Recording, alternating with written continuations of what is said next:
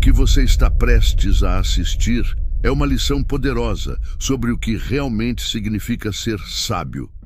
Num mundo que cada vez mais valoriza diplomas e contas bancárias, vamos mostrar como a sabedoria da terra pode humilhar a arrogância da cidade. Para ver esta jornada de justiça até o fim e para nos apoiar na criação de mais histórias que tocam a alma, inscreva-se no canal e ative as notificações agora mesmo. Lá, onde o asfalto se rende à terra vermelha e o ar tem o cheiro de mato e de verdade, vivia João. Um homem de 60 anos, cuja pele era um mapa de sóis e de chuvas, e cujas mãos, grossas e calejadas pela lida diária, conheciam segredos que nenhum livro poderia ensinar. João era o coração pulsante da fazenda Boa Esperança, um pedaço de chão que ele não apenas possuía, mas que o possuía de volta numa comunhão de respeito e trabalho. Enquanto os homens da cidade consultavam os seus telemóveis para saberem a previsão do tempo, João lia o céu. Ele não precisava de uma aplicação.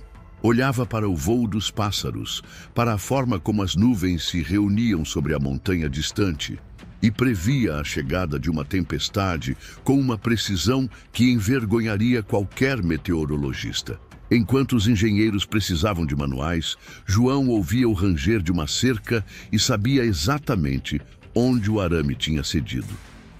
Ele acalmava um cavalo assustado, não com rédeas, mas com um sussurro, a sua voz um bálsamo para o medo do animal. Mas havia um tipo de leitura que lhe escapava, a das letras. A sua sabedoria não estava escrita em papel, mas sim gravada na paisagem à sua volta.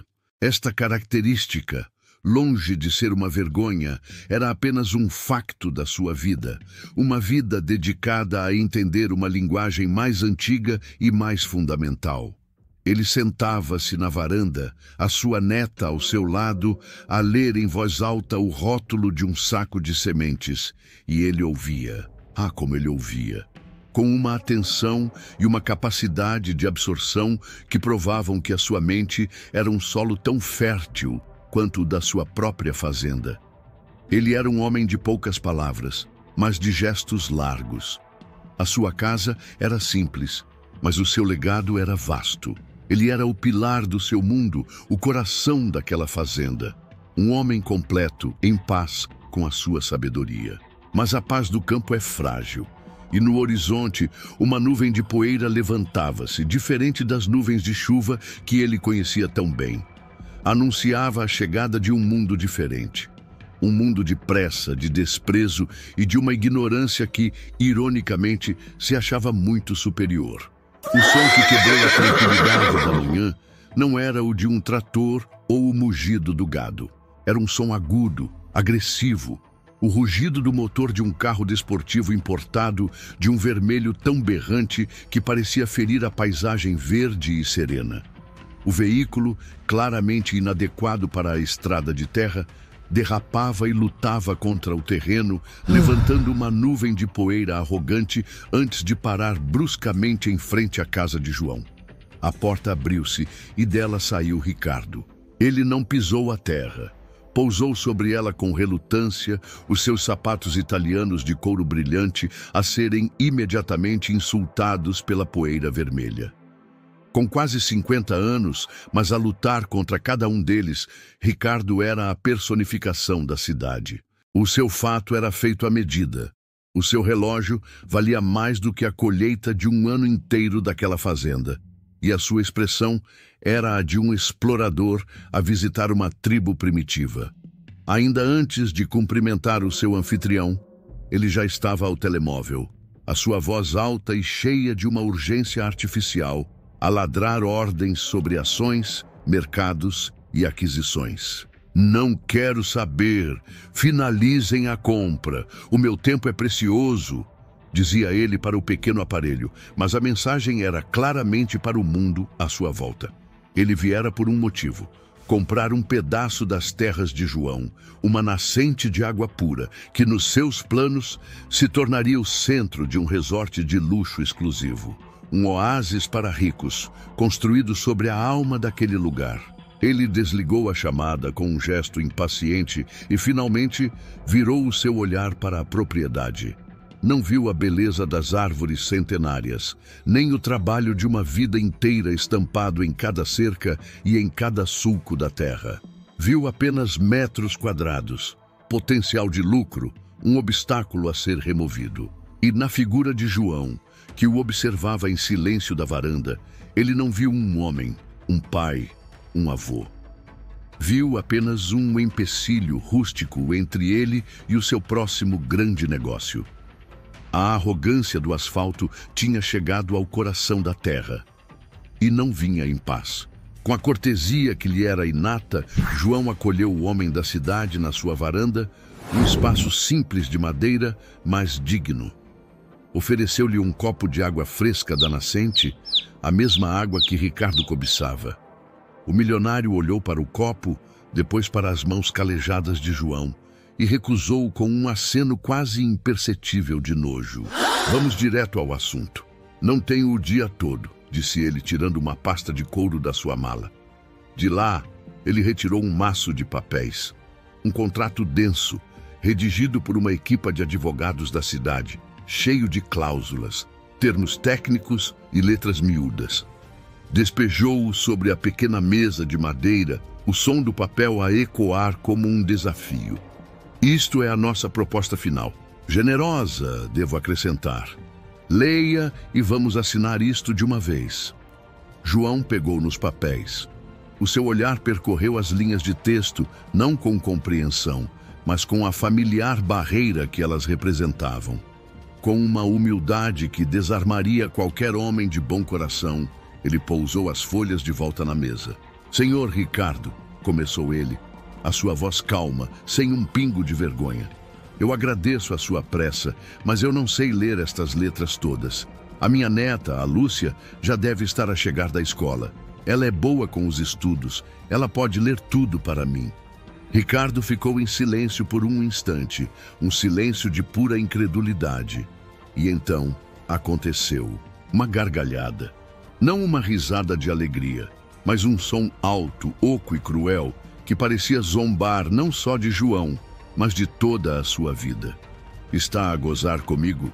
Exclamou Ricardo, levantando-se como se tivesse sido ofendido. Eu saí da capital, atravessei este fim de mundo para fechar um negócio multimilionário com um analfabeto?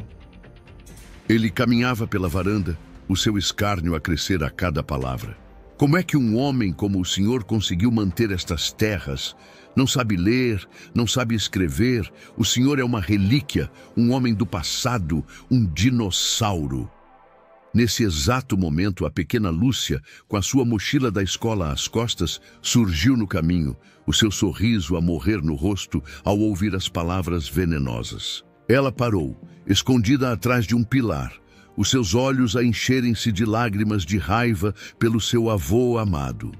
Ricardo, cego pela sua própria soberba, não a viu. Inclinou-se sobre João, o seu rosto uma máscara de superioridade. Não admira que este lugar esteja parado no tempo, tal como o dono. Deixe-me adivinhar, disse ele com o golpe final. O senhor assina com a marca do polegar, não é? A humilhação estava completa. E uma menina de 10 anos, com o coração partido, tinha sido a sua testemunha. Furioso, não pelo negócio fracassado, mas pela sua própria percepção de tempo perdido, Ricardo juntou os seus papéis com um gesto brusco. Chega, perdi demasiado do meu precioso tempo aqui, rosnou ele. Virou-se para ir embora, mas parou, pegando no seu telemóvel de última geração. O ecrã brilhante mostrava um mapa digital com uma rota alternativa. Um atalho que prometia poupar-lhe 20 minutos no regresso à civilização. Pelo menos a tecnologia funciona neste fim de mundo, murmurou ele com um sorriso sarcástico. Enquanto Ricardo se preparava para partir, João levantou-se. O seu olhar não estava no homem, mas no céu. As nuvens sobre a serra tinham mudado de cor, assumindo um tom de chumbo escuro, e o vento, antes uma brisa suave, começara a soprar com uma urgência que só os homens da terra compreendem. Com a sua calma inabalável, João fez um último apelo. Não por ele, mas pelo homem que o acabara de humilhar.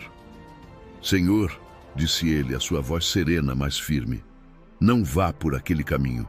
Por favor, ouça-me. O mapa do seu aparelho não conhece as manhas desta terra. Aquela estrada antiga é traiçoeira.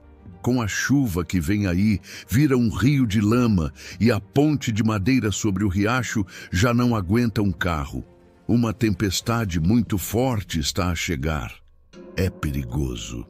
A reação de Ricardo foi a que se esperava. Ele olhou de João para o seu telemóvel, depois de volta para João, e riu-se abertamente. A sério? Ainda me vem com essas histórias. Vou confiar no meu GPS de $1000, que usa satélites e tecnologia de ponta, não nas suas superstições de camponês. Cada um com a sua sabedoria, não é mesmo? Piscou o olho de forma condescendente, um último insulto. Adeus, seu João. Ele entrou no seu carro desportivo, o motor a rugir como uma afronta à natureza, e acelerou pela estrada proibida, deixando para trás uma nuvem de poeira e um homem sábio a olhar para o céu com um suspiro. Lúcia, a sua neta, aproximou-se do avô, os seus olhos cheios de preocupação. Avô, ele vai ficar bem? E João apenas colocou a mão no ombro dela e disse, com uma tristeza na voz, a natureza, minha querida, é a professora mais dura que existe. E alguns alunos só aprendem da forma mais difícil. Nos primeiros 10 minutos, Ricardo sentia-se um gênio. A estrada de terra, ainda seca, parecia um atalho perfeito, e ele conduzia o seu carro desportivo com um sorriso de superioridade, a música alta a abafar os sons da natureza. Superstições de camponês, repetia ele para si mesmo, a rir. Mas o seu sorriso arrogante foi literalmente engolido pela escuridão. A tempestade, exatamente como João previra, não chegou. Ela desabou. Uma cortina de água tão densa que os limpa-parabrisas na velocidade máxima mal conseguiam dar conta do recado. Em questão de segundos, a estrada de terra seca transformou-se num riacho traiçoeiro de lama vermelha e pegajosa. O carro, uma obra de engenharia alemã projetada para o asfalto liso de Mônaco, era agora um brinquedo inútil. Os seus pneus de pista, incapazes de encontrar qualquer tração, começaram a deslizar. Ricardo lutou com o volante, o seu coração a começar a bater mais forte, a sua arrogância a dar lugar a uma apreensão crescente. Numa curva, o inevitável aconteceu. As rodas traseiras perderam completamente o controlo e o carro desportivo de $500 mil deslizou de lado, com a lentidão de um pesadelo, até cair com um baque surdo numa vala profunda à beira da estrada. O motor, após engasgar 1, 2 vezes, silenciou-se. O silêncio dentro do carro era agora mais assustador do que o barulho da tempestade lá fora. Ricardo, em pânico, tentou ligar o motor. Nada. Apenas o som oco de um clique eletrônico. Ele pegou no seu telemóvel a sua tábua de salvação, o símbolo do seu mundo conectado. Mas o ecrã mostrava a mensagem que o seu cérebro se recusava a aceitar. Sem serviço. O seu GPS de $1000, sinal de satélite perdido. Desesperado, ele abriu a porta e saiu. A chuva torrencial encharcou o seu fato caro num instante e a lama fria infiltrou-se nos seus sapatos de couro, sugando-o para baixo. Ali, no meio do nada, sob uma tempestade furiosa, com o seu carro de luxo a afundar na vala e a sua tecnologia a valer menos que um simples isqueiro, Ricardo percebeu a dimensão do seu erro. O seu dinheiro não o podia salvar. O seu status não o podia aquecer. Estava sozinho, ilhado, e o aviso do velho analfabeto ecoava agora na sua mente, não como uma superstição, mas como uma profecia que se tinha acabado de cumprir. O medo, um sentimento que ele mal conhecia, começou a tomar conta. A noite na fazenda era uma velha conhecida de João, cheia de sons familiares e de uma escuridão que lhe era confortável. Mas para Ricardo, a noite que caiu sobre ele naquela mata desconhecida era um monstro de 1000 olhos e 1000 vozes. A tempestade, embora a perder um pouco da sua fúria, continuava a fustigá-lo, e o frio começava a infiltrar-se nos seus ossos, um frio que nenhuma lã italiana conseguia combater. Com a ideia desesperada de voltar para a estrada principal, ele abandonou o túnel de metal, que fora o seu carro, e mergulhou na vegetação. Mas a mata, à noite, é um labirinto. Cada árvore parecia igual à outra, cada som, uma nova ameaça. O pio de uma coruja soava como um presságio, o estalar de um galho, como os passos de uma criatura à espreita. Ele, o homem que dominava as salas de reuniões, que se orientava com precisão pelas ruas de Nova York e Londres, estava agora completamente perdido.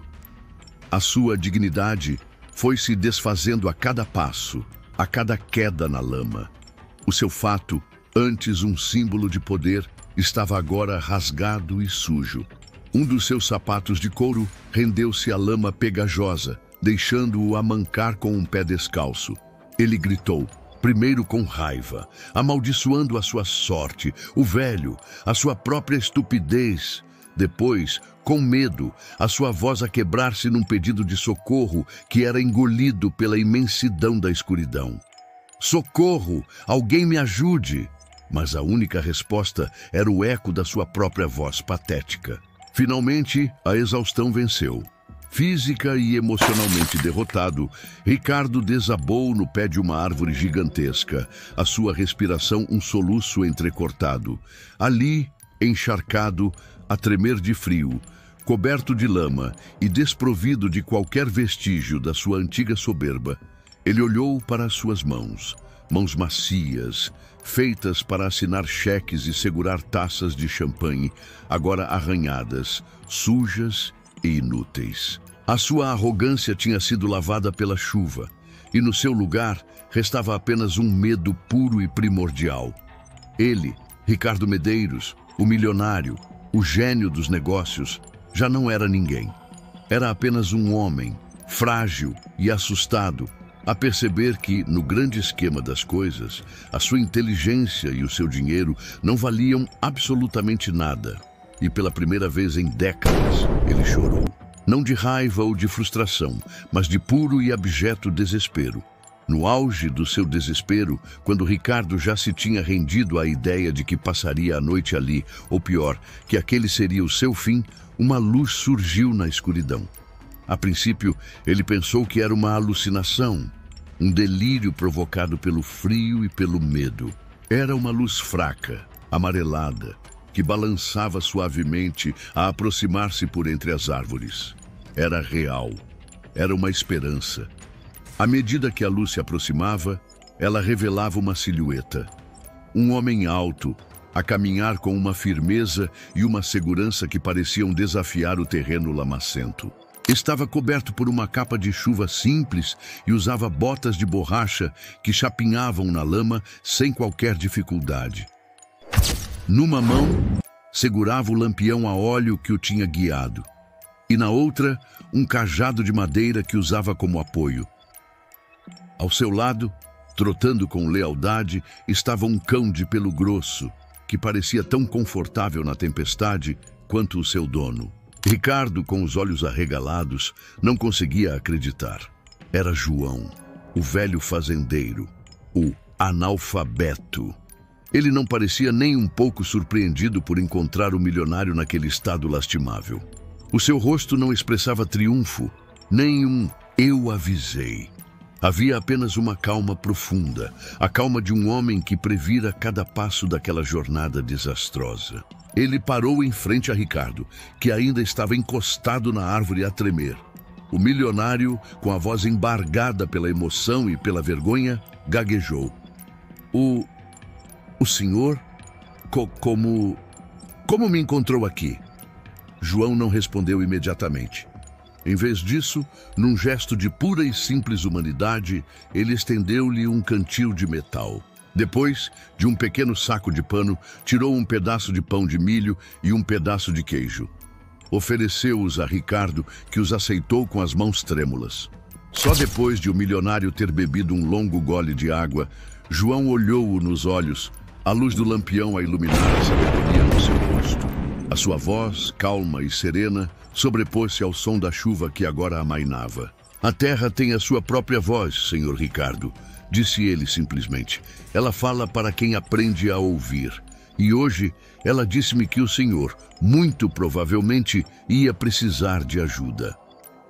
A sua chegada não fora um milagre. Fora o resultado de um conhecimento que nenhum GPS do mundo poderia substituir. A esperança inicial de Ricardo de ser imediatamente levado de volta à civilização foi rapidamente desfeita pela lógica calma de João. A ponte sobre o riacho desabou, como eu lhe disse que aconteceria, explicou o fazendeiro sem um pingo de presunção. E com esta chuva, o caminho de volta é perigoso demais para se tentar à noite. Teremos de esperar o amanhecer. Passaremos a noite aqui.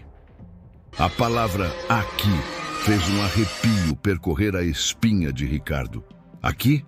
Naquela mata escura e úmida?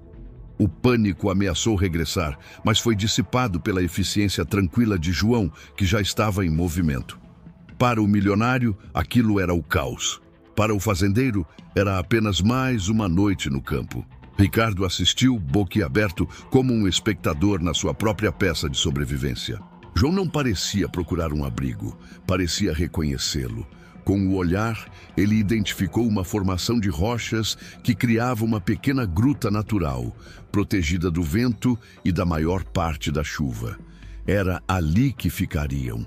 Enquanto Ricardo se encolhia, inútil e a tremer, João agia. Com a sua faca de trabalho, ele raspou com perícia a casca seca do interior de um tronco caído.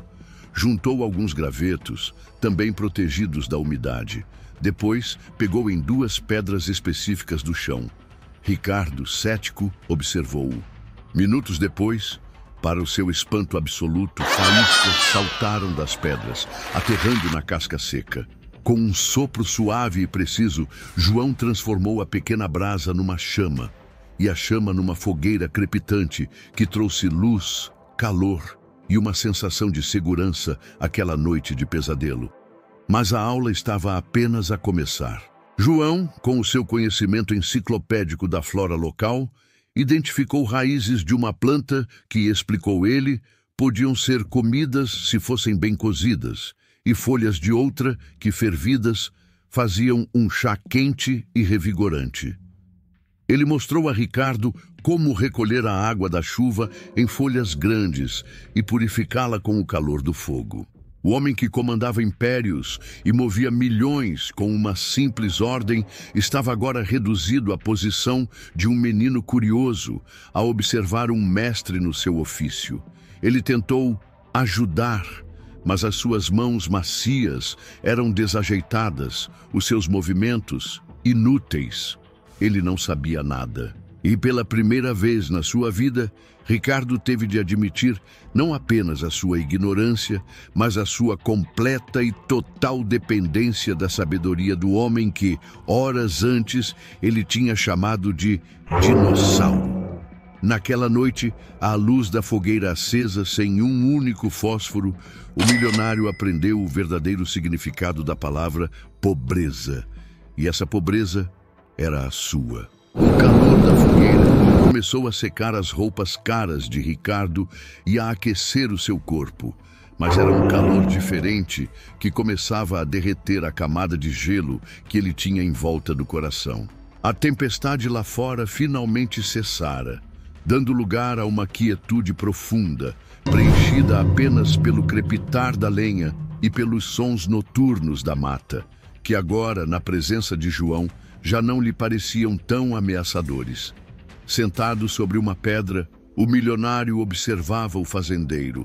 O seu rosto, antes uma máscara de desprezo, era agora um livro aberto de exaustão, admiração e uma vergonha profunda. O silêncio entre eles não era mais tenso, era reflexivo, e foi Ricardo quem o quebrou. A sua voz, quando saiu, era quase um sussurro, desprovida de toda a sua antiga entoação de comando. Seu João, começou ele, hesitando, como se a palavra perdão fosse uma língua estrangeira que ele estava a aprender a falar. Eu queria pedir-lhe desculpa. Ele olhou para as suas próprias mãos, sujas e arranhadas, e depois para as de João, calejadas, mas tão competentes. Toda a minha vida, continuou Ricardo, numa confissão que parecia arrancar-lhe da alma. Eu medi o valor das pessoas por aquilo que elas tinham no banco ou pelos diplomas que penduravam na parede. Eu olhei para si e tudo o que eu vi foi um homem que não sabia ler um contrato. E senti-me superior. Ele soltou um riso amargo, um riso de autoaversão. Hoje eu percebi a verdade. O Senhor pode não saber ler aquelas letras, mas sabe ler o céu, sabe ler a terra, sabe ler o perigo e a segurança, sabe ler a vida. Ele finalmente ergueu o olhar e encarou o fazendeiro. Eu, com toda a minha educação e a minha tecnologia, quase morri por não saber absolutamente nada do que realmente importa para se manter vivo. Hoje, fui eu o verdadeiro ignorante. Fui eu o analfabeto. João ouviu-o em silêncio, a sua expressão serena a absorver cada palavra daquela confissão. Quando Ricardo terminou, o velho fazendeiro estendeu o seu braço forte e pousou a sua mão pesada sobre o ombro do milionário. Não era um gesto de condescendência, mas de uma profunda e compassiva humanidade. Há muitos tipos de livros no mundo, Sr. Ricardo, disse João, a sua voz calma como a noite. Aprender a ler as letras é apenas um deles. Aprender a ler as pessoas, a terra, o coração, essas são as leituras mais difíceis, mas a mais importante de todas é ter um coração que sabe ler a palavra humildade. Ele apertou ligeiramente o ombro de Ricardo. E parece-me que esta noite o Senhor começou finalmente a aprender a ler essa.